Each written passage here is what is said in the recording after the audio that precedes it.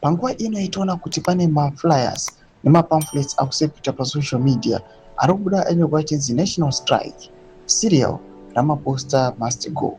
Zanabina mashoko okuda panguva ino kuchanokwa kunzi Cyril Ramaphosa opita panguva yakaoma.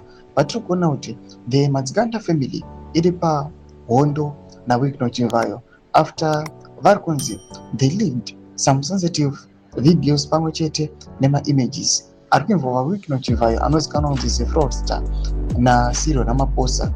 But recently Cyril Ramaphosa akabuda in public ataura achiti Wicknell Chivhayo haamuzivi asati vakatombosangana naye. Iri subscribe or like on the bell icon.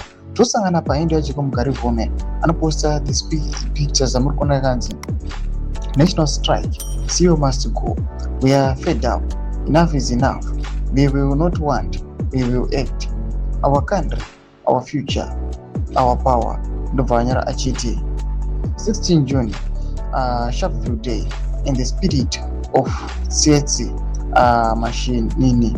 Ndobva aya panguva inanyara achiti the people will not wait, we are fed up. Jonga ruvuma anobuda anyara achiti the people of South Africa, you have set 16 June as the day of protest against President Cyril Ramaphosa to go. South Africa, unlike Zimbabwe, is free and democratic institutions. The people can get it into the streets and protest as provided for in the constitution. We remain to see the outcome.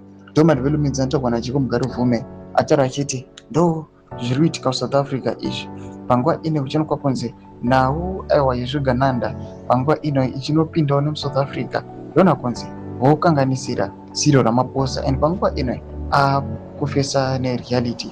Pinangomesa section medu mubudza mafunguro enyu muri kudii pamusoro pechitiko ichi choitika muSouth Africa. Pinangomesa section medu musangana subscribe or like pamwe chete on the bell icon.